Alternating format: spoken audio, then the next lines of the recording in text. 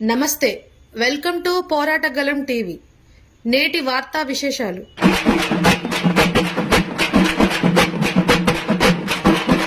రద్దు చేయాలి లేబర్ కోడ్లను వెంటనే. మోడీ మోడీ మోడీ కాపాడుకుందాం ప్రభుత్వ రంగ సంస్థల్లో, కాపాడుకుందాం ప్రభుత్వ రంగ సంస్థల్లో. ఆపాలి ప్రభుత్వ రంగ సంస్థల ప్రైవేటీకరణను, ఆపాలి ప్రభుత్వ రంగ సంస్థల ప్రైవేటీకరణను. కార్మికులకు హాని చేసే లేబర్ కోడ్లను వెంటనే, లేబర్ కోడ్లను వెంటనే. వద్దిలాలి కార్మిక సంఘాల ఐక్యత, కార్మిక సంఘాల ఐక్యత. ఈ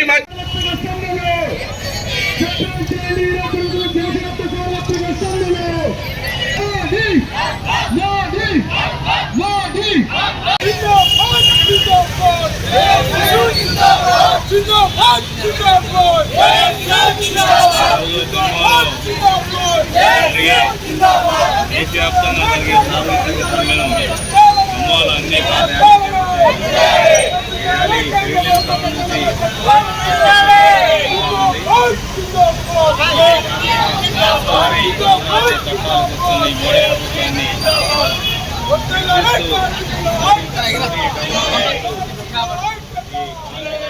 రద్దు చేయాలి లేబర్ కోడ్లు, అమలు చేయాలి కనీస వేతనం 20,000, అమలు చేయాలి కనీస వేతనం 20,000. కేంద్ర ప్రభుత్వం ఉండి వైఖరి, కేంద్ర ప్రభుత్వం ఉండి వైఖరి. రద్దు చేయాలి లేబర్ కోడ్లను, రద్దు చేయాలి లేబర్ కోడ్లను. కార్మికుల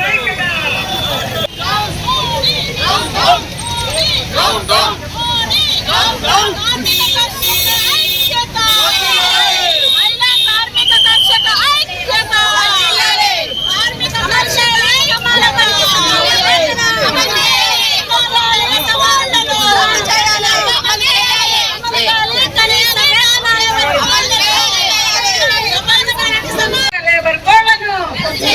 అమలు చేయాలి కార్మిక చట్టాలను పకడ్బందీగా, అమలు చేయాలి కార్మిక చట్టాలు పకడ్బందీగా.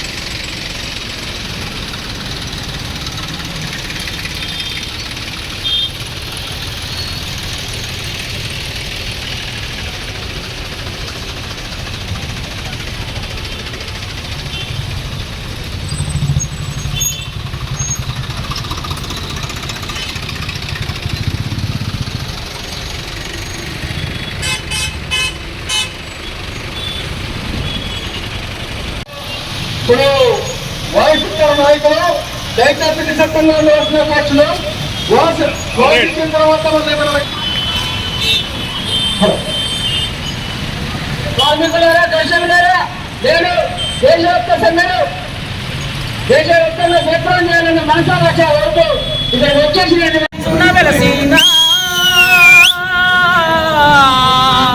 ఇది మాడ పేదల కంటి నిండా శోకం ఉన్నదిరా. ఏమి మారేను ఏమి మారేనురా, మేలి మాడ పేదల బతుకులెందుకు ఈనంటున్నాయిరా. మన్నుబోయని మిద్యాలకు చిన్న శివల పుట్టలున్నవి, సున్నమేయని గోడాలకు పల్లి గుండె తెల్లగున్నవి. సాలె పురుగులల్లిన పరదాలే నా పేద వాళ్లకు దేవుడిచ్చిన దోమా తెరలాయే. ఏమి మారేను ఏమి మారేనురా, మేమి మాడ పేదల బతుకులెందుకు ఈనంటున్నాయిరా. చిన్న అర్రాలన్నానేమో కోనెతోనే ముడుచుకుంటారు, పల్లి పాత చీరలు తీసి వడ్డీ పైన కప్పుకుంటారు. మూటగట్టిన పాత బట్టాలే ఆ పేద వాళ్ళ వాళ్లకు నెత్తి కింద మెత్తాల ఎరులా ఏమి మారెనులా వెలిమాడ పేదల పత్తులెందుకు ఈయనైనా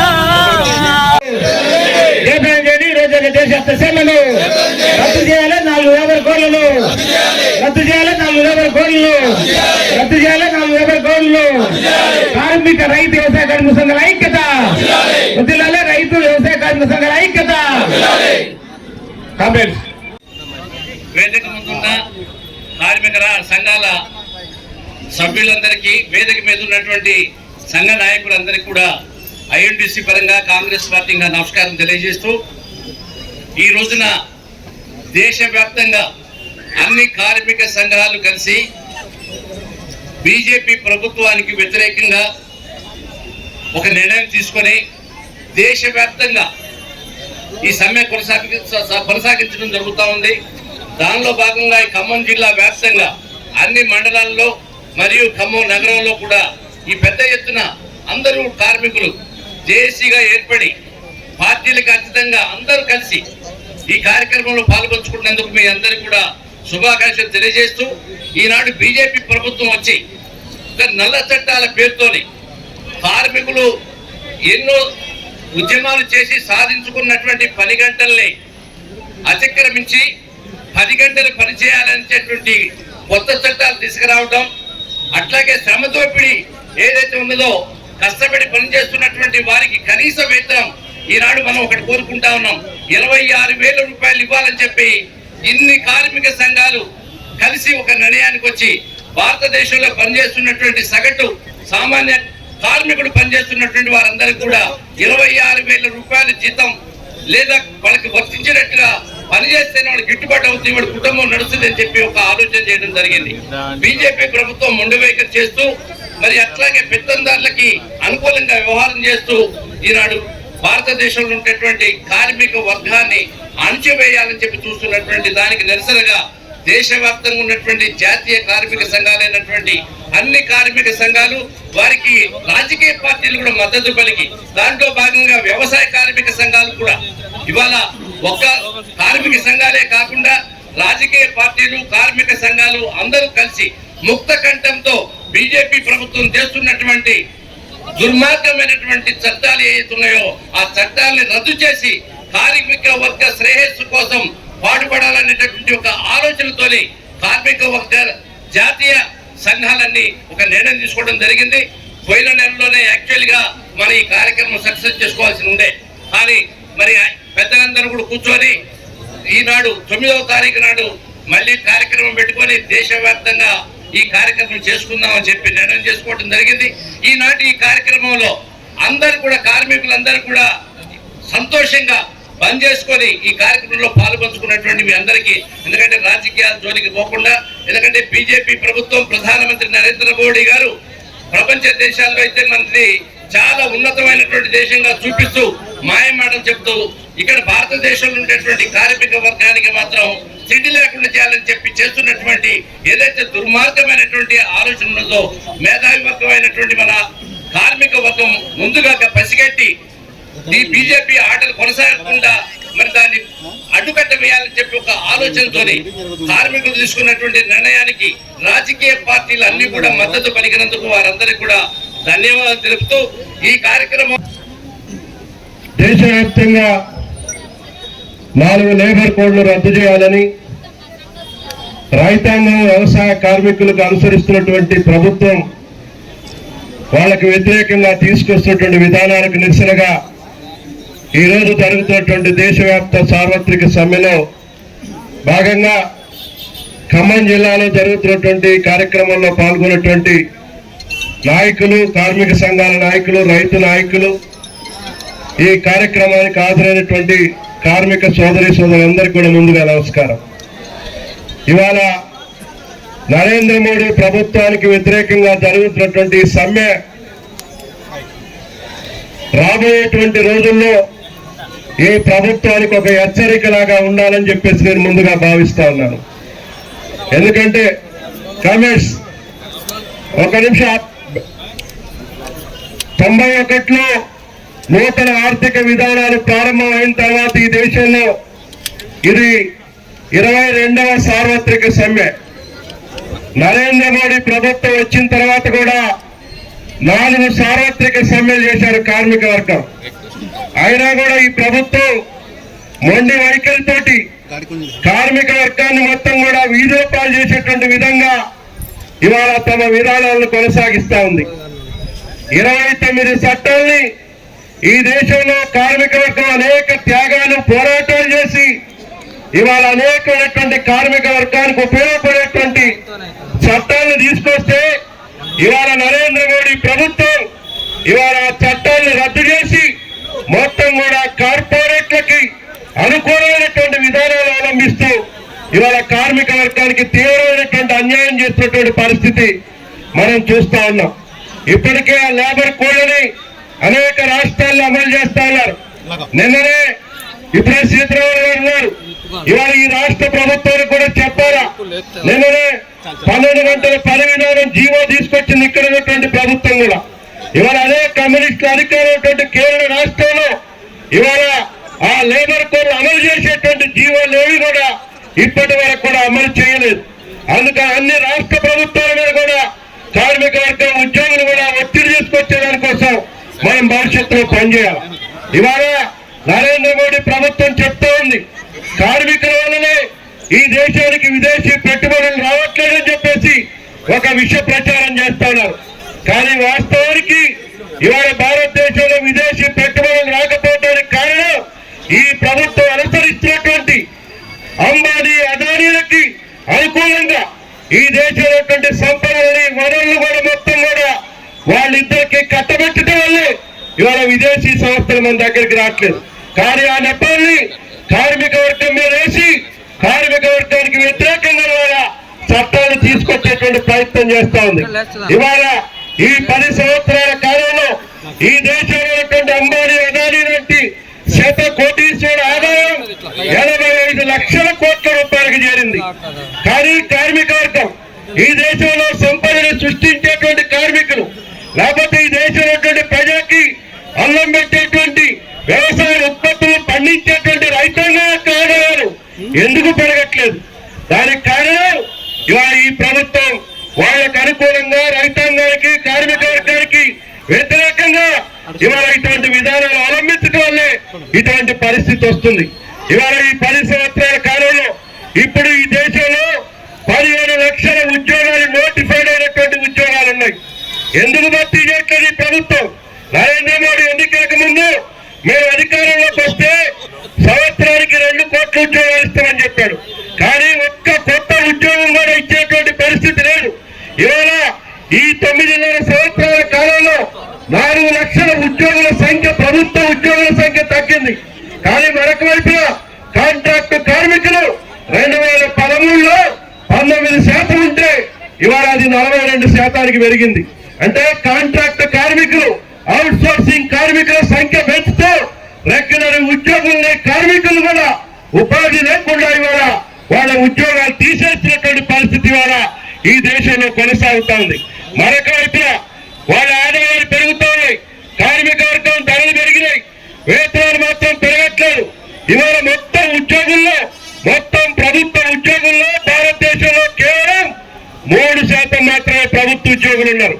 కానీ అదే కమ్యూనిస్ట్ దేశాల్లో, క్యూబాలో మొత్తం ఉద్యోగుల్లో ప్రభుత్వ ఉద్యోగులు 70% ఉంటే ఇక్కడ 3.3%. ఎందుకు ప్రభుత్వ ఉద్యోగులు ఉన్నారో ఈ ప్రభుత్వం సమాధానం చెప్పాలా. వాళ్ళ దగ్గర సమాధానం చెప్పేటువంటి పరిస్థితి లేదు. మరొక వైపున వ్యవసాయ కార్మికులు, ఈ దేశంలో వ్యవసాయ కార్మికుల కోసం ఉపాధి హామీ చట్టం తీసుకొస్తే నరేంద్ర మోడీ ప్రభుత్వం ఆ ఉపాధి హామీ చట్టాన్ని రద్దు చేయడానికి ప్రతి సంవత్సరం బడ్జెట్ లో నిధులు దక్కిస్తా ఉంది. అదేవిధంగా వ్యవసాయ రంగం, ఇవాళ రైతులు ఇప్పటికి కూడా భారతదేశంలో 160% మంది వ్యవసాయ రంగం మీద ఆధారపడి జీవిస్తున్నటువంటి రైతాంగం వ్యవసాయ రంగం మీద ఆధారపడినటువంటి వాళ్ళు ఉన్నారు. చివరికి నరేంద్ర మోడీ ప్రభుత్వం ఈ వ్యవసాయ రంగాన్ని కూడా కార్పొరేట్ల కట్టబెట్టడానికి ప్రయత్నం చేస్తున్నారు. 3 నెలల చట్టాలు తీసుకొచ్చారు. దానికి వ్యతిరేకంగా పెద్ద ఎత్తున రైతాంగం పోరాటం చేస్తే ఆ 3 నెలల చట్టాలు రద్దు చేశారు. కానీ దొడ్డిదారిలో ఆ నల్ల చట్టాన్ని మళ్ళీ అమలు చేసే దానికోసం ఇవాళ నరేంద్ర మోడీ ప్రభుత్వం ప్రయత్నం చేస్తుంది. అందుకని ఇవాళ కార్మిక వర్గం ఉద్యోగస్తులు కూడా ఆలోచించాలా. ఈ ప్రభుత్వం ఇదే కొనసాగితే భవిష్యత్తులో ఇక ప్రభుత్వ ఉద్యోగులు ఉండరు, కార్మిక వర్గం ఉండరు. మొత్తం కూడా వాళ్ళకి కార్పొరేట్లకు అనుకూలమైనటువంటి చట్టాలు ఈ ప్రభుత్వం తీసుకొస్తుంది. మనం సమైక్యంగా ఇవాళ దీన్ని వ్యతిరేకించకపోతే భవిష్యత్తులో ఈ దేశం మరింత ప్రమాదకరమైనటువంటి పరిస్థితుల్లోకి వెళ్ళేటువంటి పరిస్థితి ఉంది. అందుకని ఈ సమ్మె కాదు, ఈ సమ్మె ద్వారా ఈ ప్రభుత్వానికి ఒక హెచ్చరిక చేయాలి. మనం ఈ హెచ్చరిక ద్వారా గత సమ్మెలో కూడా 25 కోట్ల మంది కార్మిక వర్గం పాల్గొన్నారు. ఇవాళ జరిగేటువంటి సమ్మెలో కూడా అనేక మంది కార్మికులు దేశవ్యాప్తంగా, చివరికి రక్షణ రంగంలో ఉన్నటువంటి కార్మికులు కూడా ఈ రోజు జరిగేటువంటి సార్వత్రిక సమ్మెలో పాల్గొంటూ ఉన్నారు. వ్యవసాయ కూలీలు పాల్గొంటూ ఉన్నారు, రైతాంగం పాల్గొంటూ ఉంది.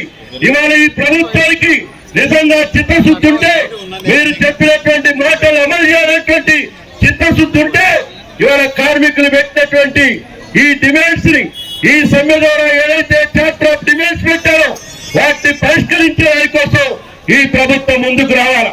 లేకపోతే ఈ ఉద్యమం ఇంతటితో కాదు, భవిష్యత్తులో మరిన్ని ఉద్యమాలు ద్వారా ఈ నరేంద్ర మోడీ ప్రభుత్వాన్ని మెడవంచి ఈ కార్మిక వర్గాన్ని రక్షించుకునే కోసం మనం అందరం కూడా సమైక్యంగా ఉండాలని చెప్పేసి నేను మనవి చేస్తాను. అదేవిధంగా ఇవాళ ఈ సమ్మెకి భారత కమ్యూనిస్ట్ పార్టీగా, సిపిఐగా సంపూర్ణమైనటువంటి మద్దతు ఇస్తూ ఇవాళ వామపక్షాలు మొత్తం కూడా దేశవ్యాప్తంగా ఈ సమ్మెలో పాల్గొంటా ఉన్నాయి. అందుకని ఈ సమ్మె ద్వారా ఈ ప్రభుత్వానికి కనువిప్పు కలిగే విధంగా సమ్మెను జయప్రదం చేయాలని చెప్పేసి మీ అందరికీ మనవి చేస్తూ, ఈ రోజు ఈ సమ్మెలో పాల్గొన్నటువంటి బ్యాంక్ ఉద్యోగస్తులు, కార్మికులు, అసంఘటిత రంగ కార్మికులు, ప్రభుత్వ ఉద్యోగులు, స్కీమ్ వర్కర్స్ లో పనిచేసేటువంటి ఉద్యోగులు అందరికీ కూడా ధన్యవాదాలు తెలియజేస్తూ ముగిస్తా ఉన్నాం. అధ్యక్ష వర్గం, హాజరైనటువంటి వివిధ సంఘాల, పార్టీల నాయకత్వం, వేలాదిగా హాజరైన కార్మిక ఉద్యోగ సోదరీమణులందరికీ నమస్కారం. ఈరోజు దేశవ్యాప్తంగా జరుగుతున్నటువంటి అఖిల భారత పారిశ్రామిక సమ్మెను మిగతా సంఘాలన్నీ బలపరుస్తున్నాయి. దాదాపు గతంలో భారతదేశ చరిత్రలో ఏనాడు జరిగినంత పెద్ద స్థాయిలో ఈ సమ్మె జరుగుతోంది, అత్యంత జయప్రదంగా. ఈ సమ్మెకు సిపిఎం పార్టీ కేంద్ర కమిటీ తరఫున నా సంపూర్ణమైన మద్దతును ప్రకటిస్తున్నాను. ఈ సమ్మె జయప్రదం కావాలని మనస్ఫూర్తిగా కోరుకుంటున్నాను. కార్మిక చట్టాల గురించి ఇప్పటికే పెద్దలు మాట్లాడారు. మనకు బాగా గుర్తు, అన్ని పార్టీలు, అన్ని సంఘాలు మే 1వ తేదీ వస్తే జెండాలు ఎగరేస్తారు. ఏమిటి మే 1వ తేదీ? ఆ జెండా పుట్టిందని, కార్మికుల రక్తంలోంచి ఉద్భవించినటువంటి ఎర్ర జెండా అని. దాని డిమాండ్ ఏంటి? 14-15 గంటలు పనిచేసే పాత పరిస్థితి వద్దు, మాకు కుటుంబాలు ఉన్నాయి కాబట్టి 8 గంటలే పని ఉండాలని. 8 గంటల పని చట్టంగా రూపొందింది. ఆ తర్వాత 100 సంవత్సరాలకు పైగా దాటింది. ఇన్నాళ్ల తర్వాత అంతకు ముందున్న పరిస్థితి కంటే మెరుగు కావాలి కార్మికుల బతుకులు. కానీ 8 గంటల పని తీసేసి 10 అయినా, 12 అయినా, 14 గంటలైనా పని చేసుకోవచ్చని చట్టం మారుస్తోంది. గతంలో మనం అందరం కలిసి సమ్మె కట్టే అవకాశం ఉండేది. పని పరిస్థితి బాగలేకపోతే, జీతం సరిపోకపోతే, కష్టం వస్తే ఒక్కళ్ళం పోరాడలేము యజమానులతో. కాబట్టి అందరం కలిసి పోట్లాడాలంటే సంఘం ఉండాలి. అందరం కలిసి పోట్లాడాలంటే సంఘం ఉండే హక్కు గతంలో ఉంది, చట్టం ఉంది. కానీ ఇప్పుడు చట్టంలో సంఘం పెట్టుకునే హక్కు తీసేశారు, సమ్మె చేసే హక్కు తీసేశారు. ఒకసారి ఉద్యోగంలో చేరితే, పర్మనెంట్ అయితే, చచ్చిపోతే నష్టపరిహారం వస్తుంది, ముసలి వాళ్ళు అయితే పెన్షన్ వస్తుంది. కానీ ఇప్పుడు అది లేవు. ఎందుకంటే పర్మనెంట్ ఉద్యోగమే లేదు, ఉద్యోగాన్ని పర్మనెంట్ చేసే సిస్టమే లేదు. ఇట్లా అనేక హక్కులు కాలరాశారు. ఇంకొక విషయం మీరు గుర్తుపెట్టుకోవాలి, ఇది కార్మికుల సమ్మె మాత్రమే కాదు. పని గంటలు, జీతాలు, సమ్మె హక్కులు, భద్రత ఇది మాత్రమే కాదు. దేశంలో అపారంగా ఉన్న రైతాంగం యొక్క ఎంఎస్పి, మినిమం సపోర్ట్ ప్రైస్, కనీస గిట్టుబాటు ధర కావాలని చేస్తున్న డిమాండ్కు మద్దతుగా ఈ సమ్మె జరుగుతోంది. అఖిల భారత రైతు సంఘాలన్నీ కలిసి ఎస్కేఎం ఆధ్వర్యంలో ఈ సమ్మెకి సపోర్ట్ ఇస్తున్నాయి. రైతుల గిట్టుబాటు ధర మాత్రమే కాదు, రైతాంగం యొక్క హక్కుల్ని కాలరాసే హిమంతరావు గారు చెప్పాడు 3 చట్టాలు రద్దు చేశారు. కానీ ఇప్పుడు నరేంద్ర మోడీ గారు ఏం చేస్తున్నారు? నిన్న మొన్న పేపర్ల మీద చూసుంటారు, అమెరికాతో ట్రంప్ గారితో చర్చలు చేస్తున్నాడు. ట్రంప్ నా ఫ్రెండ్ అంటాడు, మోడీ కూడా మోడీ గారు చాలా ట్రంప్ అంటాడు, మోడీ కూడా చాలా సన్నిహితుడు, నాకు చాలా మంచివాడు అంటాడు. కనపడ్డప్పుడల్లా కావిలించుకుంటారు. వీళ్ళేమో ఫోటోలు తీసి పెద్ద పెద్ద బొమ్మలు పేపర్లు వేస్తారు. మనం అంతా చూసి అబ్బా అమెరికా అధ్యక్షుడు మోడీ, మన భారతదేశ ప్రధానమంత్రి ట్రంప్ ఇద్దరు గొప్ప స్నేహితులు అనుకుంటారు. ఏమిటా స్నేహం? ఇప్పుడు ట్రంప్ గారు మన దేశంలో సుంకాలు తీసేయమన్నాడు. అమెరికా నుంచి వచ్చే సరుకుల మీద ట్యాక్స్లు వేయొద్దు అంటున్నాడు. అంటే అమెరికా నుంచి పత్తి వస్తుంది, సోయాబీన్ వస్తుంది, మొక్కజొన్న వస్తుంది, కోడికాళ్ళు వస్తాయి, పాల ఉత్పత్తులు వస్తాయి, జున్ను వస్తుంది, పెరుగు వస్తుంది, ఇవన్నీ ప్యాకెట్లు వచ్చేస్తాయి. మరి వాటి మీద పన్ను వేయకపోతే అమెరికాలో రైతులకు ఒక్కొక్క రైతుకు సరాసరి 60,000 రూపాయల సబ్సిడీ ఇస్తుంది గవర్నమెంట్. భారతదేశంలో రైతుకి ఇచ్చే సబ్సిడీ కేవలం 2,000. అంత సబ్సిడీ పొందే రైతు అక్కడ పండించేది చాలా చౌకగా పండిస్తాడు. ఇప్పుడు ఇక్కడ 7,000 రూపాయల క్వింటా ఉంది, అక్కడ 4,000కి క్వింటా పత్తి తయారవుతుంది. ఆ పత్తి దేశంలోకి వస్తే ఈ పత్తి రైతు బతుకుతాడా? పత్తి వ్యవసాయం ఉంటుందా మన దేశంలో? అక్కడ నుంచి సోయాబీన్ వస్తే ఇక్కడ సోయాబీన్ రైతులు ఉంటారా? మన తుమ్మల నాగేశ్వరరావు ప్రకటన చేశాడు. ఏమనంటే ఆయిల్ ఫామ్ పన్నును తగ్గించారు. 27% ఆయిల్ ఫామ్ పన్ను ఉండేది గతంలో ట్యాక్స్. ఇతర దేశాల నుంచి ఆయిల్ ఫామ్ మన దగ్గరకు వస్తే 27% ట్యాక్స్ ఉండేది, దాన్ని 17 తగ్గించారు. ఇంకా 10 తగ్గించాలని అమెరికా కోరుతోంది, 44 పెంచాలని తుమ్మల నాగేశ్వరరావు కోరుతున్నాడు. అంటే మోడీ ఎవరు మాట వింటున్నాడు? అమెరికా మాట వింటున్నాడు. కోడి కాళ్ళు తీసుకొస్తారట మన దేశానికి. అమెరికా వాడికి ఒక అలవాటు ఉంది, కోడిని తింటే వాడు చెస్ట్ తింటారు, కాళ్ళు తినరట వాడు. మనకేమో లెగ్ పీసులు చాలా ఇష్టం, ఎక్కడ కూడా లెగ్ పీసులు అని అడుగుతుంటాం, కాబట్టి లెగ్ పీసులు మన దేశానికి పంపిస్తారట. ఇది బాగానే ఉంటుంది చూడటానికి, మనకి చౌకగా వస్తేనే కోరుకుంటారు కొంతమంది కోడి ఇష్టపడేవాళ్ళు. కానీ మన దేశంలో ఉన్న 100,000 కోళ్ల పరిశ్రమలు ఏం కావాలి? ఇవి మొత్తం నాశనమైపోతాయి. ఈ రకంగా భారతదేశంలో వ్యవసాయ రంగం అంతా నష్టమవుతుంది. దీనికి వ్యతిరేకంగా జరుగుతుంది ఈ సమ్మె. రైతుల అనుకూలంగా, రైతుల కోరికలకు అనుకూలంగా జరుగుతున్న సమ్మె ఇది. వ్యవసాయ కార్మికులు అందరికీ చట్టాలు ఉన్నాయి, అందరికీ కొన్ని చట్టాలు ఉన్నాయి. ఆ చట్టాలు అమలు జరగట్లేదు. వీటి చట్టాలు ఎదురొస్తున్నాయి కార్మికులకి అని చెప్తున్నాం. అసలు ఆ కూలోడికి చట్టమే లేదు. ఎవరు కూలోడు? నేను 30 ఏళ్ల కింద పార్లమెంట్లో మొట్టమొదటిసారి మాట్లాడినప్పుడు వ్యవసాయ కార్మికుల చట్టం గురించి మాట్లాడా. నాకు ఇచ్చిన టైం మధ్యాహ్నం 12:30 గంటలు. లేచిన మొదటి మాట ఏం మాట్లాడు? అధ్యక్ష ఇప్పుడు 12:30 అయింది, మీరు నాకు ఇప్పుడు అవకాశం ఇచ్చారు, నీకు ఆకలి అవుతుంది, నాకు ఆకలి అవుతుంది, తర్వాత అన్నం తింటాం మనం. కానీ అన్నం ఎక్కడి నుంచి వస్తుందో తెలుసా? నీకు, నాకు, కార్మికుడికి, రైల్వే కార్మికుడికి, ఉద్యోగికి, కలెక్టర్కు, ఆఫీసర్కు, ఆర్టీఓకు, పోలీసుకు, ఇన్స్పెక్టర్కి అందరికీ అన్నం పెట్టేది ఎవరు? గ్రామాల్లో పండించే వ్యవసాయ కూలోడు, రైతుడు. ఆ అన్నం రాకపోతే మనం ఎవరని తెలియలేము. కానీ అందరికీ చట్టాలు ఉన్నాయి, వాళ్ళకి చట్టాలు లేదని మాట్లాడారు. ఆ చట్టాల కోసం పోరాడుతున్నాం ఇప్పుడు ఈ రోజున జూలై 9వ తేదీ. ఈ రకమైనటువంటి పోరాటానికి విస్తృతమైన మద్దతు ఉంది. మోడీ ప్రభుత్వం యొక్క 11 ఏళ్ల దుష్ట పరిపాలనకు వ్యతిరేకంగా కూడా రాజకీయ సమ్మె ఇది. ఆ స్ఫూర్తిని గమనించి మీరంతా ముందుకు సాగాలి. అయితే ఒక మాట చెప్పాలి, అన్ని పార్టీలు మద్దతు ఇస్తున్నాయి 8 గంటల పనికి, అందరూ మేడ జరుపుతున్నారు. కానీ రేవంత్ రెడ్డి గారు మన ముఖ్యమంత్రి రాష్ట్రం తెలంగాణ ఇక్కడ చట్టం చేశారు వారం కింద 282 జీవో. ఆ జీవో ఏం చెప్తోంది? 8 గంటలు కాదు 10 దాకా పని చేయించుకోండి, అవసరమైతే 12 గంటలు చేయించుకోండి అని జీవో చెప్తోంది. ఈ చట్టం చేయొచ్చా? చేయకూడదు. గుజరాత్ ముఖ్యమంత్రిగా మన ప్రధానమంత్రి ఉండేవాడు. ఆ గుజరాత్లో ఇప్పుడేం జరుగుతుంది? ఇదే చట్టం తీసుకొచ్చారు 14 గంటలకి. ఎందుకు తీసుకొస్తున్నారు వీళ్ళు? ఇది రేవంత్ రెడ్డి గారు తక్కువ, లేకపోతే ఇంకోటి తక్కువ అని కాదు, వ్యక్తులు విమర్శించిన ఉద్దేశం కాదు. కార్పొరేట్ల రాజ్యం నడుస్తోంది ఇది. ఒక చిన్న కథ చెప్తాం మీకు. ఒక కారు పోతుంటారు, కారు రైట్కి తిప్పాలంటే స్టీరింగ్ రైట్కి తిప్పాలి, లెఫ్ట్కి తిప్పాలంటే స్టీరింగ్ లెఫ్ట్కి తిప్పాలి. స్పీడ్ పోవాలంటే యాక్సిలేటర్ తొక్కాలి, స్పీడ్ తగ్గాలంటే బ్రేక్ వేయాలి. ఈ పనులన్నీ చేసేది ఎవరు? డ్రైవర్. మనం అనుకుంటాం కారు ఎటు తిరగాలన్నా డ్రైవర్ చేతిలోనే ఉంటుంది అనుకుంటాం. కరెక్టే, చూడటానికి అంతే ఉంటుంది. కానీ వెనక కూర్చొని ఉంటాడు ఓనర్. రైట్కి తిరగాలన్నా లెఫ్ట్ తిరగాలన్నా లెఫ్ట్ పోని, రైట్కి పోని, స్పీడ్గా పోని, నేను చల్లటిగా నిద్రపోవాలి, స్లోగా పోని అని వెనక ఓనర్ ఆర్డర్ వేస్తే చేతిలో స్టీరింగ్ ఉన్నా సరే, బ్రేక్ ఉన్నా సరే, ఎక్సలేటర్ ఉన్నా సరే డ్రైవర్ వెనక ఓనర్ చెప్పినట్టు వినాల్సిందే. ఈ ముఖ్యమంత్రులు, ప్రధానమంత్రులు అందరూ డ్రైవర్లు తప్ప అసలు ఓనర్లు కాదు. వెనక ఓనర్లు వేరే ఉన్నారు. వెనక ఓనర్లు ఎవరే ఉన్నారు? అదాని ఉన్నాడు, అంబానీ ఉన్నాడు. ఇప్పుడు కొత్తగా టాటాలు, బిర్లాలు పాత వాళ్ళు ఉండి వీళ్ళు కొత్తగా వచ్చారు. కార్పొరేట్ శక్తులు, భూస్వామ్య శక్తులు ఈ దేశాన్ని ఆడిస్తున్నారు. ఈ రాజకీయ ముఖ్యమంత్రులు అందరూ కూడా ఎర్రజెండా వాళ్ళు తప్ప వీళ్ళందరూ కూడా వాళ్ళ చేతిలో బొమ్మల్లాగా ఉన్నారు. అందుకే ఇందాక చెప్పాడు హిమంతరావు, కేరళలో 29 చట్టాలు మార్చి 4 కోళ్ళు అమలుజరపమని. ఎందుకు అమలుజరపట్లేదు? ఒకటే కారణం, అక్కడ కారుకి డ్రైవరు ఓనరు ఒకళ్ళే.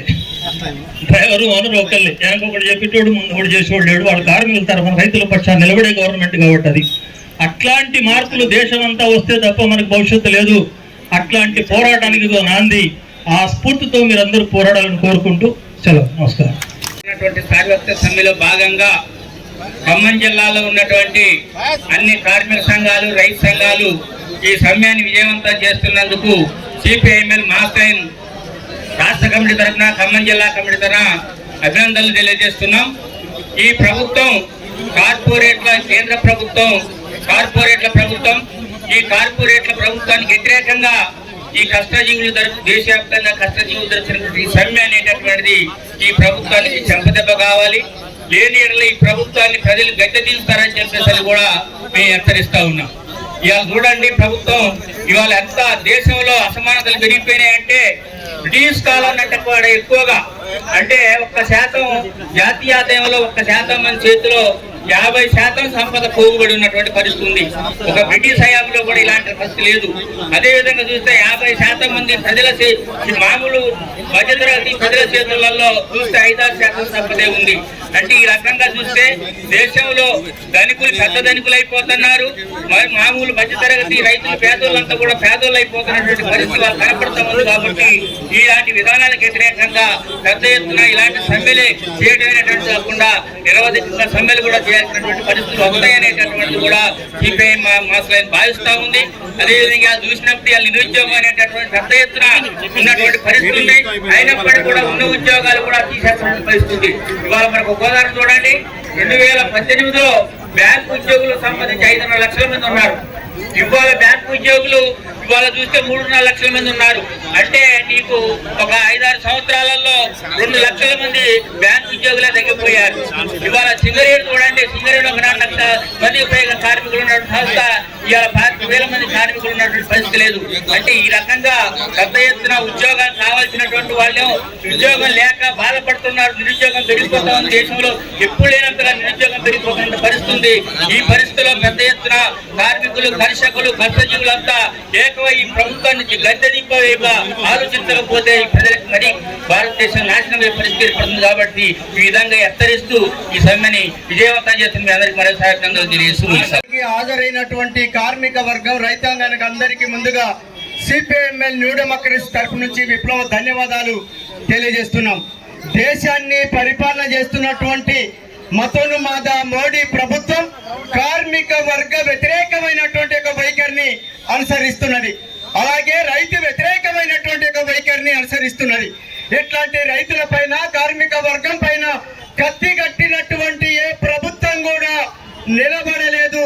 అదే పరిస్థితి మోడీ ప్రభుత్వానికి కూడా ఏర్పడుతుంది అని చెప్పి ఈ సందర్భంగా కార్మిక వర్గం తరఫున, రైతుల తరఫున మేము తెలియజేస్తున్నాం.